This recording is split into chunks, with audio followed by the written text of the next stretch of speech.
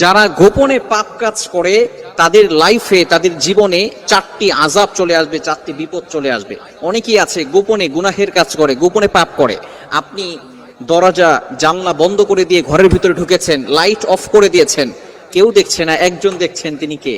Allah is watching me, Allah is observing me, Allah আমাকে দেখছেন, আল্লাহ আমাকে অবজার্ভ করছেন। এটা আপনাকে সবসময় বিশ্বাস রাখতে হবে।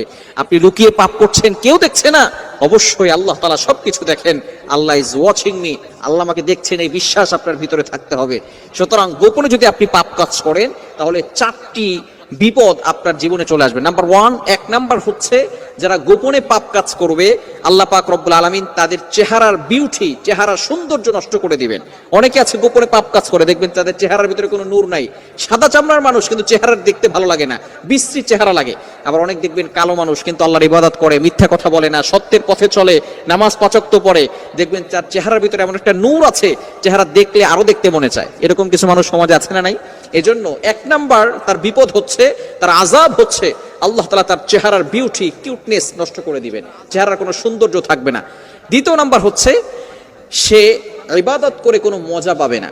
ইবাদতের যে কি মজা আছে, আপনি তো অনেক জিনিসের মজা নিয়েছেন, ফেসবুকের মজা পেয়েছেন, ইউটিউবের মজা পেয়েছেন, গুগলের মজা পেয়েছেন, জেনা করার মজা পেয়েছেন, মেয়েদের সাথে কথা বলার মজা নিয়েছেন, কিন্তু ইবাদতের একটা মজা আছে, ইবাদতের একটা স্বাদ আছে।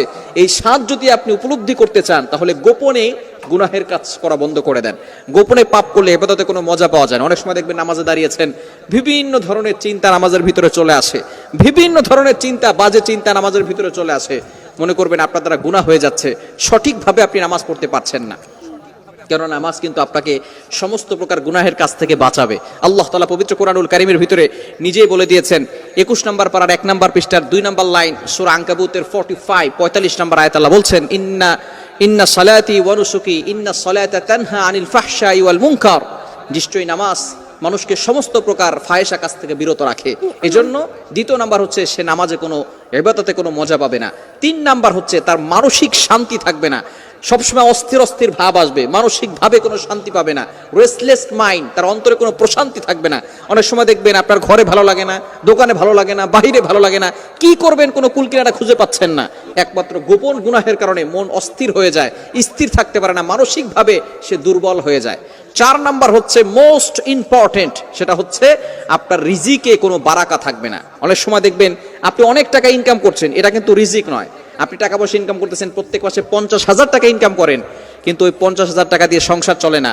মায়ের খরচ, বাবার খরচ, স্ত্রীর খরচ, সন্তানের খরচ করতে করতে দেখা যায় আরো 10,000 টাকা ঋণ করে তারপরে সংসার চালাতে হচ্ছে।